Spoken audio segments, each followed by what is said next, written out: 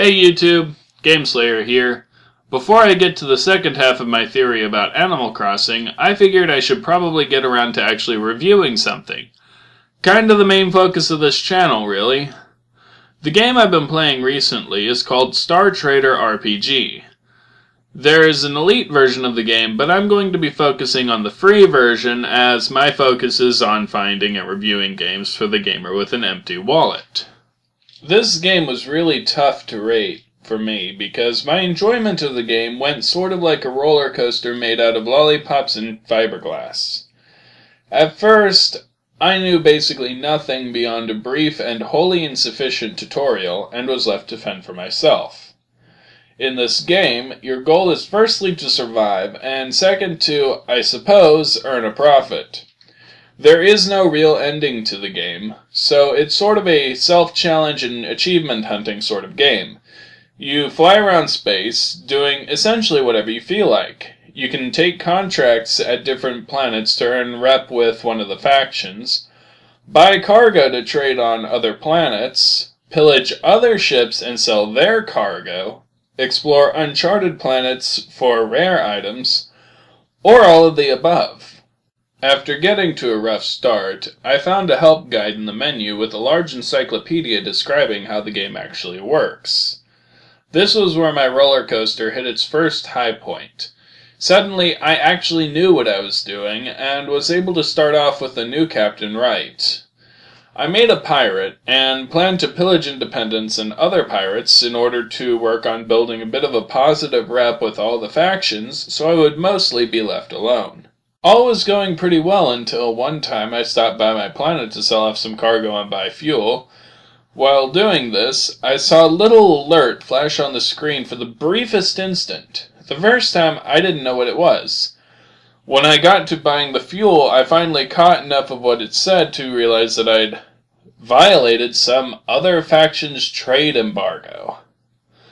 Looking at my faction status, I found that somehow I had dropped from 0 rep to negative 34 rep and was now considered a war criminal to one of the factions. Keep in mind that this was simply for trading with my own faction. Also keep in mind that if you run out of fuel, it only takes a small number of moves before your fanatically loyal crew is magically transmuted into a mutinous mob bent on your destruction. Oh, yeah, about that. You don't really need to spend fuel to move, per se. Your engines work just fine on a stable amount. However, your crew loves drinking up some fuel with their daily rations, and can get pretty upset when that fuel runs too low for them to be able to drink it. Through some trial and error, I eventually learned that the best way to keep on everybody's good side was to keep a close eye on any active embargoes and run as far away from those planets as you can to avoid accidentally having to refuel at one of them. Meanwhile, combat is pretty involved. When you get into conflict with a ship, you can aim your weapons at the deck to damage the structural integrity of the ship, or the engines to disable it, says the guide.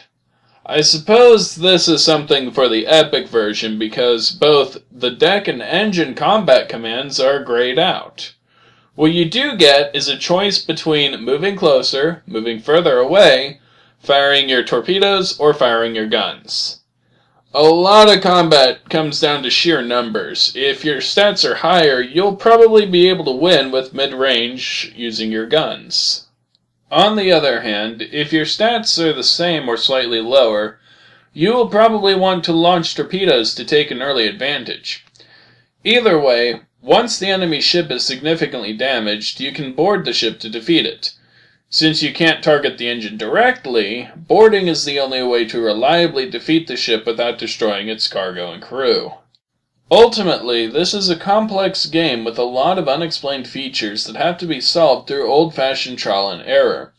The interface is intuitive enough that you won't be completely lost while figuring things out, though, and personally, I find the feeling of accomplishment from realizing how something new works to be rather rewarding. On the other hand, the guide is outdated and contains unreliable information, often seeming to refer to the epic version rather than itself. And since the game autosaves with every turn, late-game experimentation can easily ruin your entire campaign. If you don't mind starting over frequently and experimenting for yourself, though, and if you like space tactics and strategy games, I'd recommend giving this game a try. Well, that's about all from me. I'll see y'all next time, and if you like this video, be sure to like and subscribe. It really helps me out.